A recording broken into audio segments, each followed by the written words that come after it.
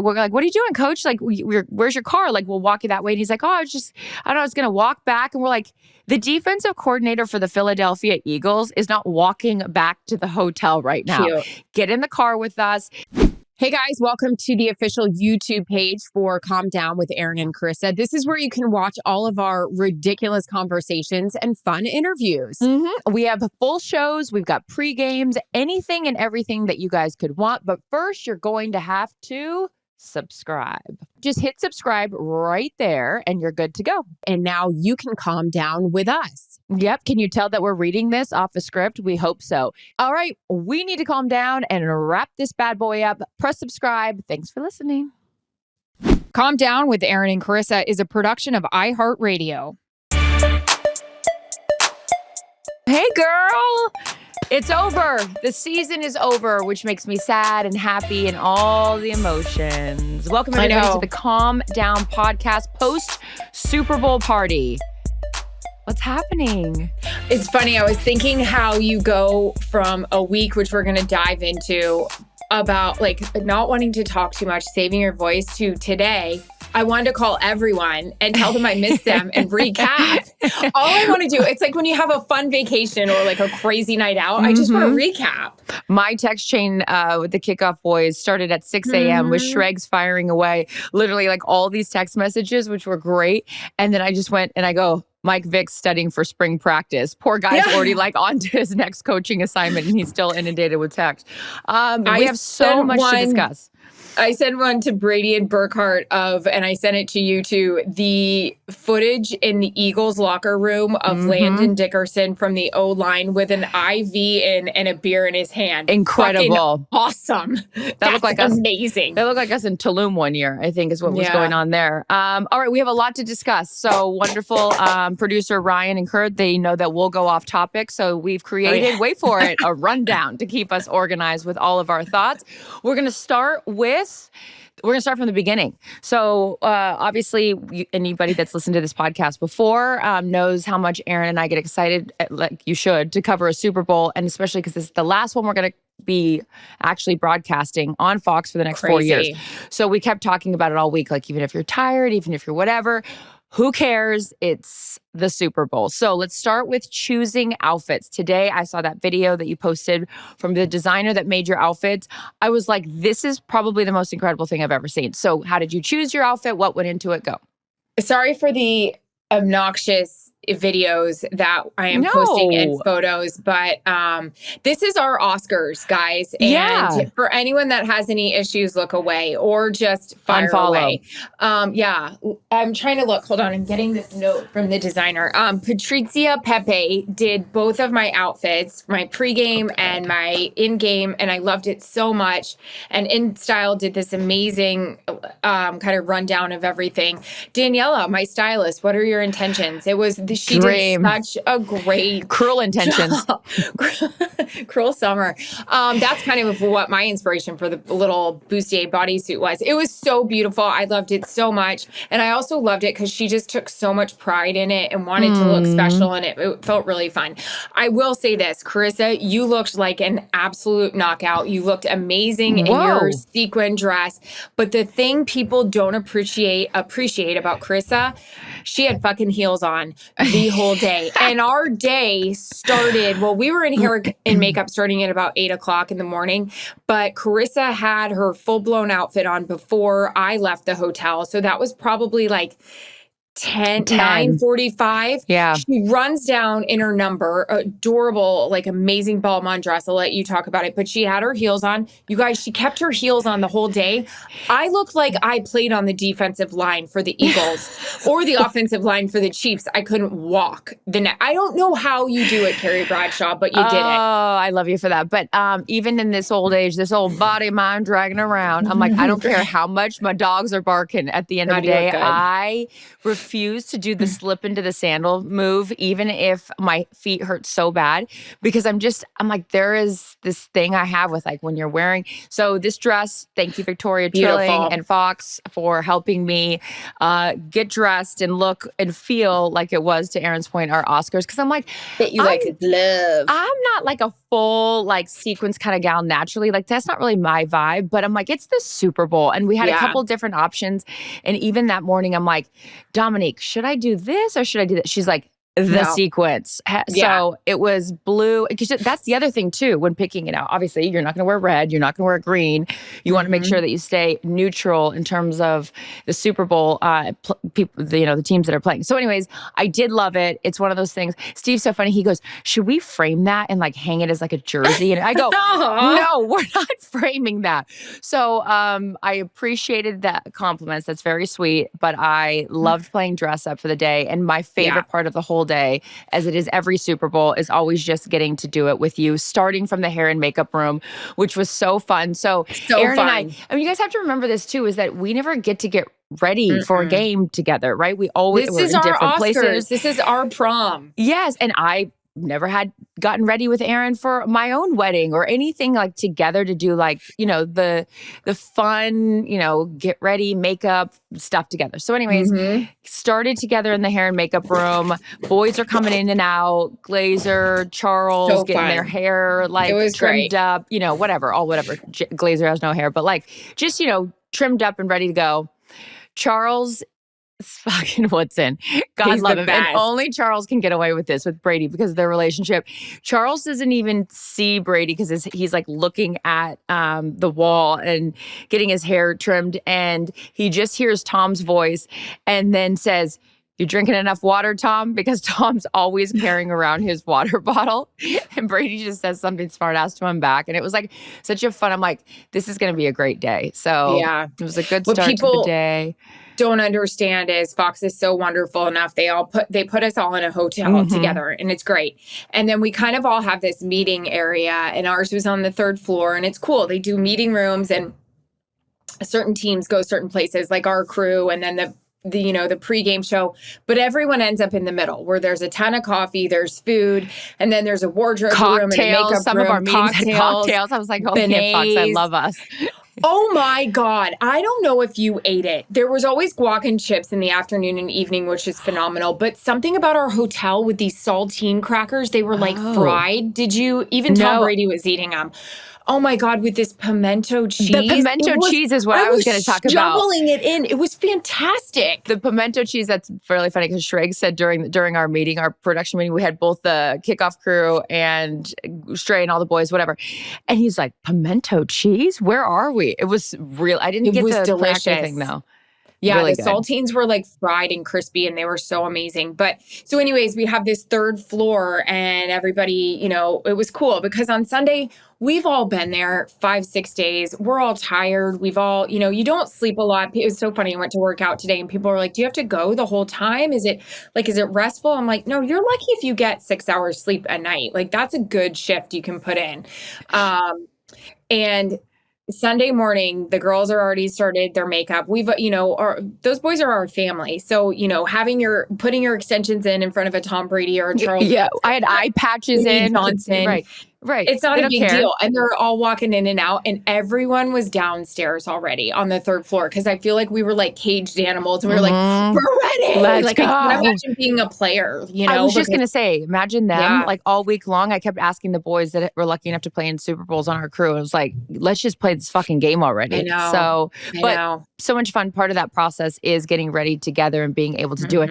But also what's so much fun is when your best friend's a hypochondriac and she is working the Super Bowl in front of 126 million viewers, she really doesn't want to get sick. So every day leading up to Sunday, I had the, oh my God, am I sick? Erin, thank God you made it through that without getting sick, because if you would have, I would have been like, felt so bad for giving you a hard time, but you took every goddamn precaution to make sure that my gal was ready, including IVs in the Eagles training room. Oh, yeah. I was really worried about any sort of flu. And there were people already going down in New Orleans. Some people on our team were getting sick. And I was like, oh, Jesus. I got sick the first day. You did. So I ate something. Poor Dominique, as I'm getting ready for the Nick Sirianni interview, had to listen to me throw up in the other room because I had some kind of food bug. Thank God it was a quick in and out. But yeah.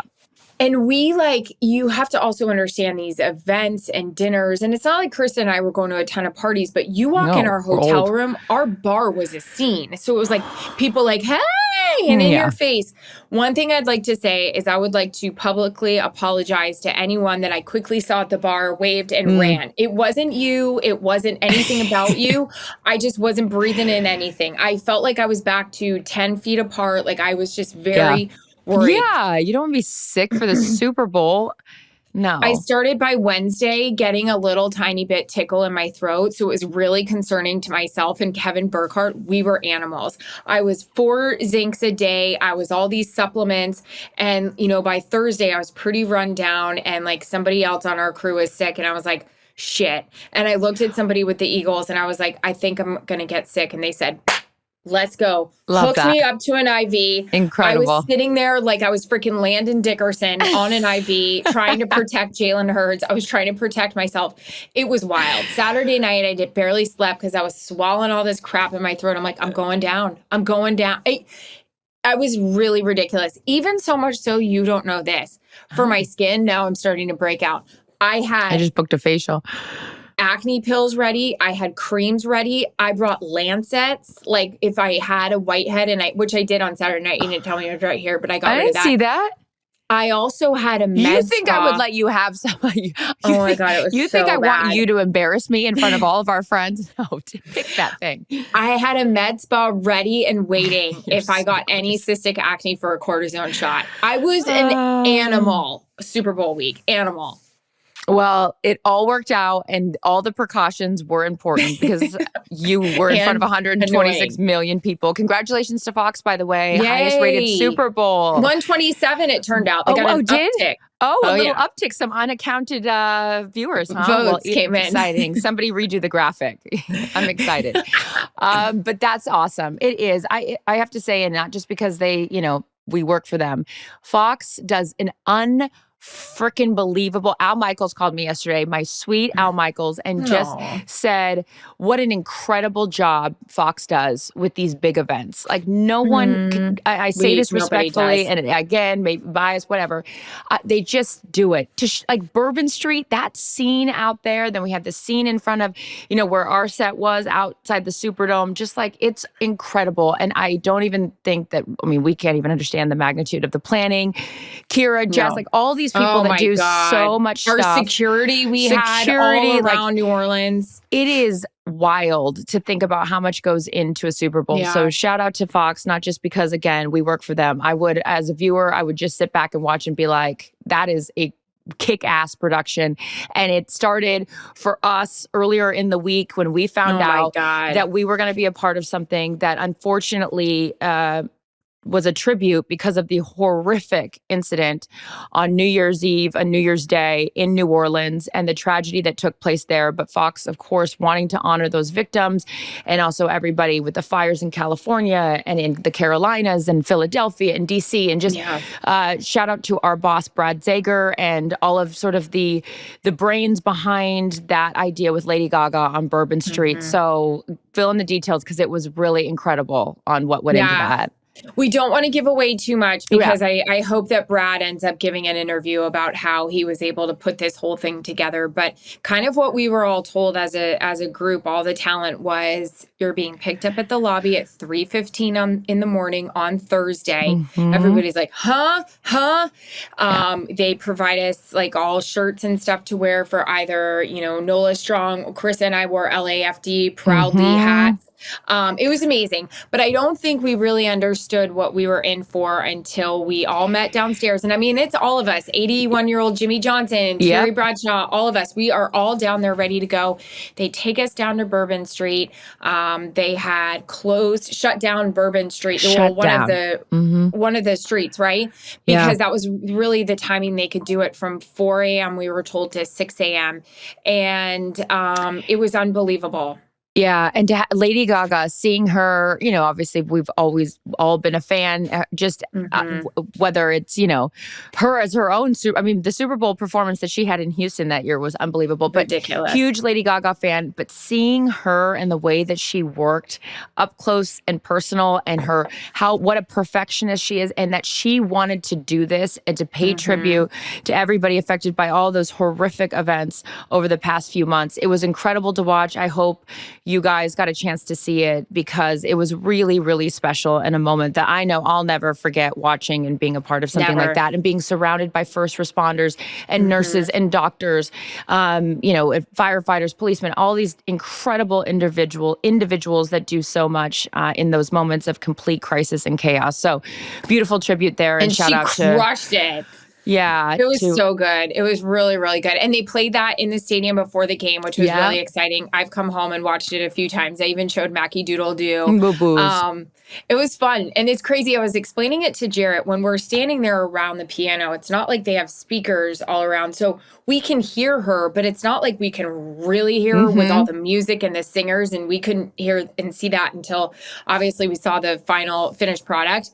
And it was so fun. Chris and I were standing together and we were swaying. And the part she was hitting it and Charles was right with us, we were like, woo! Like, it was just awesome. And Jules, and it was like, it was a really, really cool moment in the wake of something so horrific. But the messaging, of course, that Stray and Tom delivered so beautifully, that Brad was the director of, was that come together in the moments of crisis. And I cannot overstate this. Sports does that like nothing else. We've seen it after 9/11. We've seen it in the worst of tragedies, that people unite around sports. So it's one of the many reasons that we love it. So awesome stuff. Congrats, Brad Dager. Well done. Incredible stuff with that. And then also too, so again, Erin and I are going into full details just because I think people sometimes are curious and want to pull back the curtain on the week that was. So the week also included some of our favorite things to do, which is sit down with these athletes and coaches, and they're so generous to give us time, especially during a Super Bowl week like that. So you got to sit down with Jalen Hurts. The interview was awesome. I loved that moment when he turned the question back on you. I'll let you explain that for anyone that didn't get to see it, but really cool moment with him. Yeah, I guess I had heard about it before, but his screensaver was, and still up until they won the Super Bowl, was him walking off on Super Bowl 57 and the confetti falling down in red and gold. And somebody on his team had taken a picture, not of that deliberately, but just of something, and you saw him holding his phone. So then it got out. He spoke openly about it, and it, drove him. And it was kind of fun because Jalen's a guy that, he's heard about it in Philly. Like, can he do it? Will he be able to pull it off?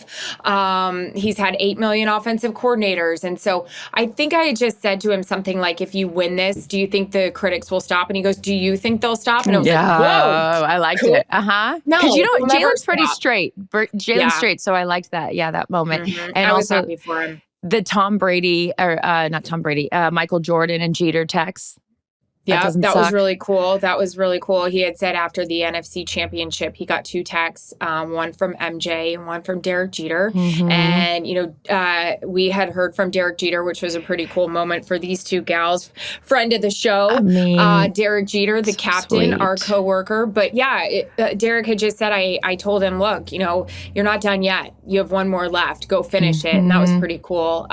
Love the way it turned out. He is a very honest guy, very soft-spoken, to move it forward. And then you can talk about Nick Sirianni standing there post-game interview.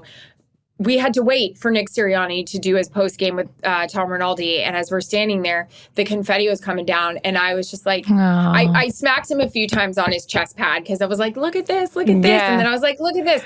He's just was taking it in. It was pretty cool. Really, really cool. I'd love to see the I always love this word, so I want to say it, juxtaposition of like that emotion that you lose to the Kansas City Chiefs, that confetti's falling, that's your motivation, and now you're standing there and it's your confetti and they're walking off the field. It's just, that's always the hard part. We talked about it earlier in the week when people were like, oh, who you want to pick? And it's like, I don't want anyone to lose. Like watching those Kansas City Chiefs walk off the field, like my heart hurt for them because I love, you as well. We had that moment with Chris Jones before the game. He came up and gave us a big hug. Like when you are allowed to, interview these guys and cover these guys and become friends and get close with them, just you don't want anyone to lose. So there's such that high and low of emotions, but that's always, the worst in sports. But so Nick Sirianni, same storyline there, has experienced both now. And so congratulations, coach, to you, because there's a lot of noise around Nick Sirianni, especially in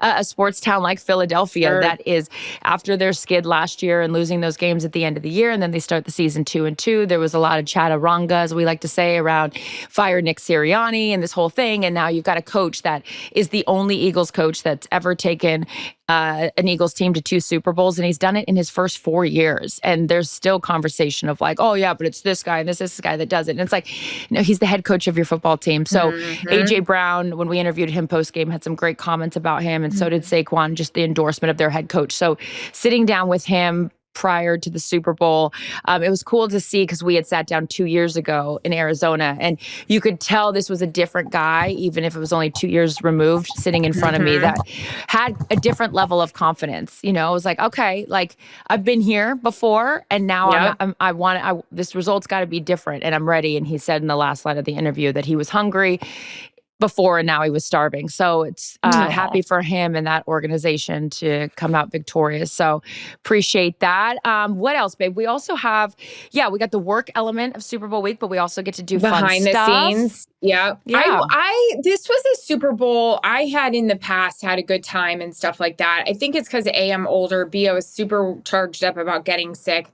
I just was really good about, hey, I want it to be low key. I want to just be chill. You and I went to a dinner one night. We went to Chris Stapleton. That was really fun. But it wasn't like a lot of hooting and hollering for me. I was pretty tame. It was a smaller venue, but we love him. He was great. I also too, I think that my maturity. I just realized these opportunities don't come around that often. To be able to cover a Super Bowl, that like the last thing I wanted to do is, because anyone that knows me knows I like to have fun, but now I'm learning to have fun responsibly, where it's like, I don't need to be at every party. By the way, like I'm there to work. I'm not wearing a cocktail dress. Yeah, I'm good. A cocktail dress for dinner tonight. I'm there to work, have fun. I love seeing my boys, even from Amazon. Some of those guys were there. Because that's the thing too about Super Bowl, is like the convergence of everyone. You have to remember, Erin and I have been in this industry 20 plus years almost. And so it's like, Chris people Berman on the sidelines. That was cool. Chris Berman, you guys, I grew up watching Chris Berman and sitting on the couch with my dad on Sundays, and was like, I want to do that. And just, he looked at both of us and he's like, I'm really proud of you guys. And it's just, anyways, not to make this about us. Guys, we're just going to make this all about us. No, we hoisted the trophy. Yes, exactly. It was our Super Bowl, but it was. And so I just think it's that convergence of all of those people that you've worked with along the way or whatever. Anyways, it was awesome. But I always point out my favorite part of Super Bowl, and I've said it before on here, is getting to do this job alongside, not always actually in person alongside you, but in parallel, and then to stand on the sidelines with you before you're about to do your first hit. It makes me tear up. It does. It's a big deal. It does. And it's never ever lost on me that we get to do this job just as individuals, but then when we get to do it together and I get to watch you on the world's biggest stage and you just shine bright, I just like a diamond. I'm always grateful for that, and I love you. And we gotta post the picture. Whoever took that picture of me hugging you after and tagged us in it, I appreciate that. I yelled at Steve. I said, "Did you get Erin and I on the sidelines?" He goes, "No." I go, "What? God damn it! You always capture great moments. You missed this one, and it wasn't just I knew that we had those memories, but it's for me to put in a frame, and like when we're old and gray and we aren't doing this anymore, to look back, because it's really special. So I love you, and you crushed it. It is really special. Oh my God. My producer's really smart and creative this year, and he just said, hey, how about when the teams are out of the tunnel, let's have you with Patrick. Let's have Tom Rinaldi with Saquon. So I was like, okay. And I was just waiting. And they're doing the coming out now, the Kansas City Chiefs. And I'm like, holy fuck. Like, I've interviewed guys 8,000 times. I've talked to him 8,000 times. But then you're thinking of everybody that's standing there watching this. And you're just like, God, don't screw this up now. I felt like this year I took a different tone. Normally I'm like, get so excited. I felt like I was a lot more chill. I was like, Patrick, this moment. And even I saw somebody quote, fuck the internet trolls. I saw somebody quote, like, you could tell Erin in her Jalen Hurts interview was disappointed that Kansas City didn't win. I'm disappointed both teams didn't win. I actually was trying to slow down, be chill instead of being like, Jalen, what does it mean? I was trying to be calm and like, cause he's fucking calm. He's not crazy and rah. So I was like, Jalen, we talked about that, you know, cause you don't want the high pitched voice. Whatever. But you're damned if you do and you're damned if you don't. If you show that you're excited, then you're too excited. If you aren't excited enough, and by the way, that's how I empathize with these athletes on that. It's like, you can't fucking win for nothing. That's what half the criticism is. Yeah. Go ahead. Oh, you go ahead. Yeah, I cut you off. I feel bad for these athletes. Damned if you do, damned if you don't. I feel bad for the most famous, amazing woman in the world who fucking gets booed at the Super Bowl. Get out of here. I mean, get out of here. Well, she's just like, I love her. I love her. She holds these. I mean, probably she holds the record in every stadium. The attendance record in the Superdome. As an individual, as one individual standing up on that stage, rocking the world, and you're going to boo her. Look, I get it. Look, and I say this, by the way, I love the fandom, like the Eagles are proud fans. So it's like, they are going to hate her on that day, even because you're rooting for your team. I mean, I can't imagine, that's what I love so much about Kylie. Is like, she's like, look, it's my brother-in-law, but like, this is my team and I'm going to always root for his success, but not when they're playing the Eagles. And it's like, and Jason put it so eloquently. I mean, imagine that feeling. He then said, I now know how my parents feel, you know, where it's like, you want this, but then you're also like, I want that too. And when it's your family, it's hard. But yeah, Taylor, obviously, we all know Erin and I's affinity for her, but she does. She handles everything so well. And so does Travis. How many, you know, to answer all, I even said this to Julian and to Gronk, actually, we were sitting there. Travis was doing some doing press early on in the week. Yeah. And I looked at those boys and I was like, damn, he handles this, still beating. He handles this so well. Like, that is not, I mean, imagine, like, you and I, like, if people kept asking us over and over the same question, we'd be like, okay, we're good here. Like, it's just leave her alone. Right. So they both handle it with so much grace. And I just, I didn't want anyone to lose. But that's I didn't either. The game that we cover has a loser and a winner. The shot that they have of him coming out of the locker room, and now you know he was going up to the suite. I didn't. I was actually coming off the field, and he was just walking out. And I was kind of like walking, and I was like, fuck it. And I just turned around and I walked up to him because I was like, I don't want to bug him. But I was like, no, he's like, that's our friend. And this really sucks. And I just walked up to him and he stopped. And I gave him a big hug. And I was just like, I'm so sorry. I love you. I'm so sorry. And like, they're humans too. This just in, you know? And oh man. And then on the other side of that too, it's that I was so excited to have Saquon Barkley. We just had come on. We weren't even on the air yet. We hear in our ear, you know, we're coming on the air for the post-game show in 30 seconds. And so you're like, okay, we're going to get guys' big picture thoughts, reaction to this game. And then they're like, we're getting Saquon. And so I'm like, great. They're like, we'll come in with an aerial shot of the Superdome. I go, no, just give straight shot on him. That's all I care about. Like, and he was surrounded by all this press, and he was walking with the trophy and his family. And then he walks up onto set, and I was so happy for him that this is a guy, again, we know all the storylines with Saquon, but, you know, it's just that moment, and to think about where he was a year ago to where he is now. And I just couldn't be happier for him. And he won on his birthday. So we sang happy birthday to him and his fiance. He had his son and his daughter, and then his fiance, Anna, there. And I just was so happy for him. He is just a guy that has so much grace and gratitude. And it was really cute. He as I was introducing him, he had this moment, and he grabbed Charles' shoulder, and he was like, my God, it was he He was just so excited. Aww. So happy for him. AJ Brown, all those guys. Yep. They are good dudes. And I love the D line. I love that offensive line. Can we talk about that defense? Okay. Holy shit. So crazy moment. We are walking out of the stadium, and so it's after post game. So it's like, the stadium's not cleared out, but like it's, starting to thin out. Most of the crowd's left. Some people are here, some people are there in terms of players and their, locker room celebration, all that kind of stuff. And Schrags goes, "Coach?" And Vic Fangio turns around. For anyone that doesn't know, Vic Fangio is the defensive coordinator for the Philadelphia Eagles. And that performance and that game plan was from the beginning. Like, just those guys that front, all three phases of that defense was next level. Some of those hits Patrick took, I don't know how he got back up. The one with Jalen Carter, the one right away where he was sacked on his shoulder, it was like, holy shit. I know. It was just a whole nother level. And, those guys afterwards, Patrick Mahomes showing such grace. And he's just such a class act, answering every question, sitting at the podium for 12 minutes. Like, it's just, I can only imagine how it feels in that moment to have grace in doing it. Anyways, so Vic Fangio's walking out of the stadium, and here's a guy, his first coaching position was back in, mid 80s. And now it's 2025 and he wins his first Super Bowl.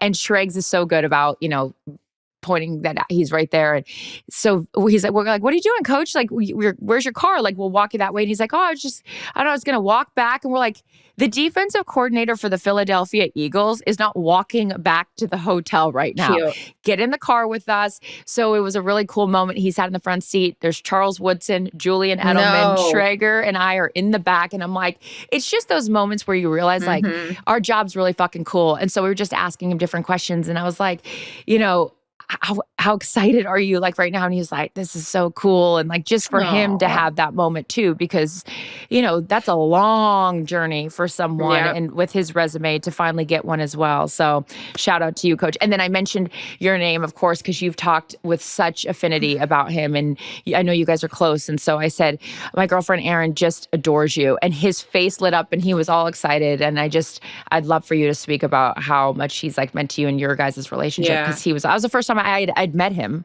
That's crazy. No, I got to know him when he was the defensive coordinator for San Francisco. And those were my first couple years with Fox. So I don't know how we ended up striking up a relationship. He was just always so nice to me. And I just kind of loved, he was an older coach and people kind of say he's a little like, grouchy he's a little Philly. sometimes. Yeah. And, he's Philly. He's adorable. And I just loved it. And I would always talk to him and I'd be like, "Get over here." And he's great. So he would start texting me like at the end of this season, or if he saw a commercial I was in, and he just would always say the nicest things. So in our production meeting with Vic Fangio this week, Patrick Mahomes was 8-0 versus a Vic Fangio defense. And we were kind of just talking to him about it. And it was really, really special. He said to us, I hope it works out. You never know, because Patrick is obviously the wild card there. But he said, kind of have like this feeling. He goes, "I've gotten a lot of text messages this week." And he goes, "It feels like a lot of people are rooting for me." And we all kind of got a little teary. It was very, very sweet. Very sweet. But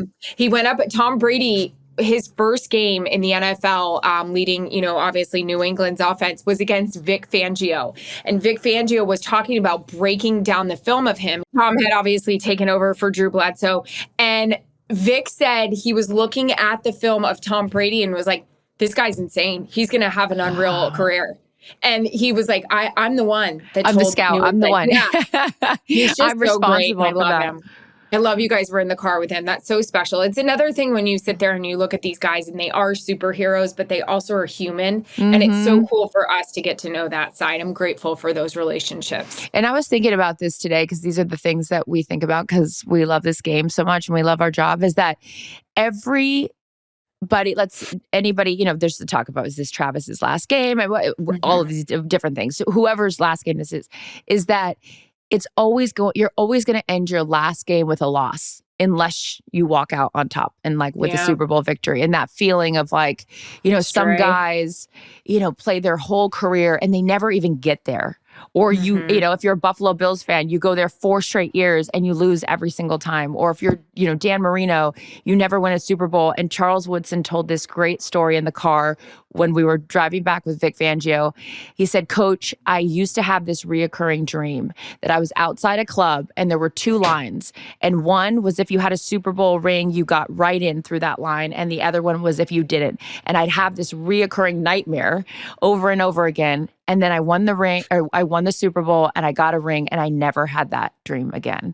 And it's just you know, for a player or for a coach that's like Hall of Fame caliber, it's like not all Hall of Famers have rings. And so it's a really special elite club. So congratulations to the Philadelphia Eagles. My heart hurts for the Kansas City Chiefs because I know you guys were going for history, but it's that moment where you just, you know, get to applaud the winner, and the losers, you go, hey, pick yourself back up and try to do it again. What the Kansas City Chiefs have done the last few years is incredible, and that it in and of itself should be applauded as well. So grateful to cover another Super Bowl with you, gal. And football is king. 127 million viewers when it was really a blowout. Is just says so much about our sport and how much we love it. Shout out to Roger Goodell. We got to spend some time with him over the week as well. We have such a much time with the commissioner. I love him. I mean, our bosses are like, all right, let's go. Come on, Roger, get out of here. And Jane, we got so much to tell him. This is how much I love Jane Goodell. Jane Goodell, and she is a diehard Bears fan. Sweet. She showed up with a Walter Payton jersey on the sideline and representing Walter Payton. I saw Walter Payton's children before the game. They're always so wonderful. The league is great. The league is literally in good hands with Raj at the helm and the players that we get to cover. I can't say enough about it. I just love our freaking job so much. Yeah. And, you know, speaking of like plus ones, Jane Goodell, and, you know, she's a great better half of Roger Goodell. Our plus ones put in a couple shifts in New Orleans. I will say, and they will be very happy and to hear this, but there are no better plus ones to bring to a Super Bowl than Stephen Kandari and Jarrett Stoll. You can leave them on Bourbon Street, French Quarter, Memphis, Tennessee. They'll find their way back, and they a ditch in Antarctica, where you can leave these guys anywhere.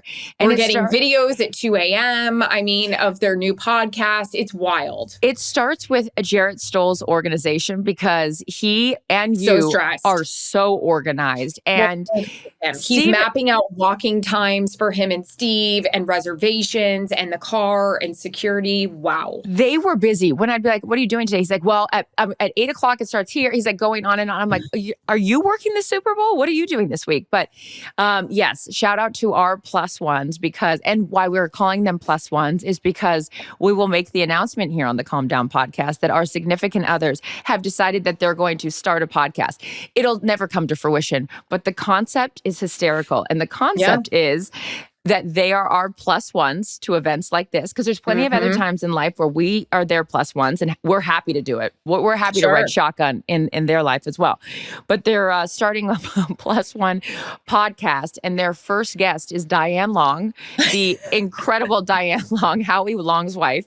And then they're like, and the next guest will be Taylor Swift, because she's Travis Kelce's plus one. And so it's like the list that they came up with was unbelievable. But yeah, there's a great shot. And again, shout out to Brenda. What a goddamn drink she is. Shanks. Brenda Shanks organizing all of the plus ones in our Fox crew that she organizes. Including ours. And so there's a shot of all of these women dressed in the Mardi Gras gear and this fun thing. They're all going to walk to the stadium together. And then there's Steve. And there's Jarrett as the plus ones with Violet Menifee, all these people that are going to the game from our Fox family. And so they just fit right in. In fact, the night before the Super Bowl, Carissa and I, let's scoot back. Well, no, we'll tell that in a minute. The night before, to continue the plus one conversation, Saturday night, Carissa and I go to bed. Jarrett and the plus ones, all the wives of the talent, then go to a big Fox party. Zach Brown performed. Yeah, we go to bed. We go to bed. Jarrett gets in probably about 3. I was like, where did you guys go? And he goes, back to the bar with the plus ones, all the wives. I was listening to Diane. I mean, that's what he's doing.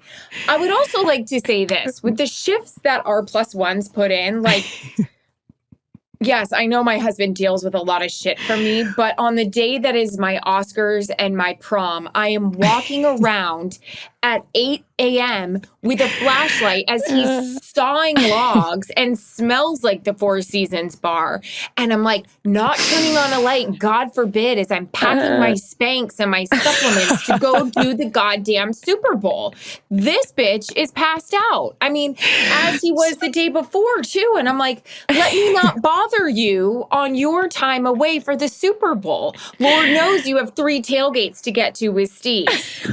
Are we okay? I was in the bathroom after I showered. I had 30 minutes before I had to be downstairs, sitting on the bathroom floor going over my notes because I can't be at the desk because he's sleeping. I said to Steve, I go, do you mind if I open these blinds? I can't see a goddamn thing in here. I'm tripping over the shoes that he barely got off from the night before because they came in at 3:00. What is in my eye? No, that is so funny. But you know what? Look, it is what it is. Good for them. You know, they put up with a lot of shit with us throughout the year. In fact, I came home today after I picked up the dogs from the dog groomer because I needed them to smell all good and fluffy.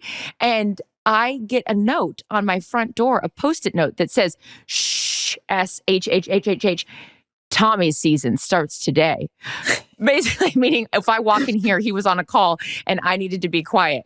Tommy's season starts today. And so I just said, you know what? You're right, Tommy. So filling you guys in for those of you that don't know, Steve's nickname is Tommy and mine's Linda. So speaking of the ranch, I can't wait to get there and see all those animals. Really excited for the off season, but just also miss the season already, the season that was. Everyone already. Now I want to talk to everyone because I'm not worried about getting sick. Now I'll be nice and talk to everyone. Yeah. And I just have to say one thing, and this is also what I am going on and on about Fox. And I swear, I mean, it's not just because my contract's up, but I love Fox so much because my brother and my dad came to the Super Bowl. Aww. And Fox is family to me. And so my own family, like sharing in those moments, it was so fun. And Fox just makes them feel so welcome and make sure they're included in the events and everything. So I just would be remiss if I didn't mention how wonderful my extended work family is to my own family. And Marshawn Lynch, who I love so much, flings open the green room door as we're out on our set outside the Superdome. And Marshawn Lynch, remember, does not work for Fox. And I was like, what are you doing here? And he's like, I'm just wandering around. I go, perfect.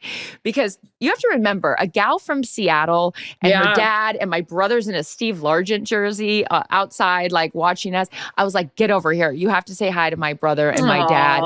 And Marshawn comes over and is just his jovial, fun self. And it just was like those moments where you have to like remind yourself that like your two worlds, when they intersect, it's really special. So really cool. I love you, Dad, and my brother Tyson for coming. And I love Marshawn Lynch for just being a goddamn dream. All right. So Super Bowl was amazing.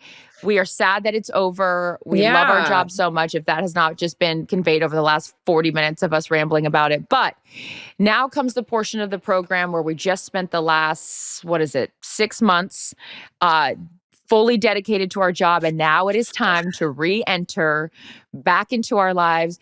You are a mother. I am a mother of like 700 animals that one of them I've never even met. So excited to go back to the ranch and see them. What does your re-entry look like so far? Because you already know what mine looks like. Shh, Tommy's season starts today. We got home at about 12:30 yesterday. Well, we landed about 12:30, got to the house about 1:30. Laid down for like 45 minutes before Mac was up. He was taking a nap. We were so excited to go wake him up. And he was cute and it was so fun. Aww. But like after the nap, we needed to change him and get him ready for the afternoon.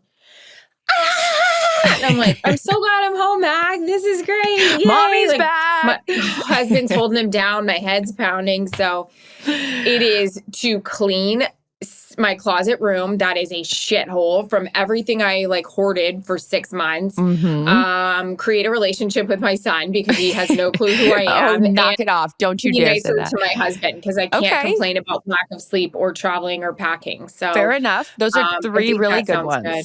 Yeah. Steve goes, and I'm looking at it right here. And yesterday when we were all traveling back together, I went to pull my chapstick out of here and I was like, hey, can you get my chapstick? Steve's going like this. I can't find it, Mary Poppins. There's so much shit in your purse. Can you think you can finally clean it out now that the season's over? And he's right.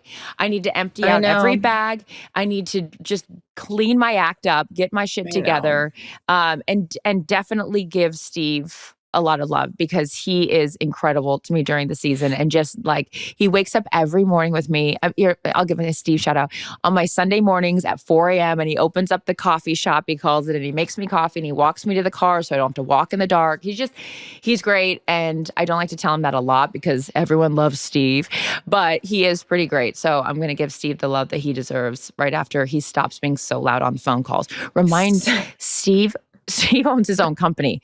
So Steve doesn't go into an office every day. So Steve's office is the table back there. It's it's the garage. It's the upstairs. I'm like, he goes, where do you want me to take this call? And I'm like, in the alley. Up your ass. And with that, we say, welcome home. All right. We love you guys. Calm down, listeners. Thank you for the journey of the season. Yeah. You guys are always so great to come along with us. And now, and as Roger Goodell says, we will miss you. Where are you going? We love you guys. Until next week, when we've got a lot of re-entry stories, I'm sure that will follow that. Well, you want to go for a walk? Calm Down with Erin and Charissa is a production of iHeartRadio. For more podcasts from iHeartRadio, visit the iHeartRadio app, Apple Podcasts, or wherever you get your podcasts.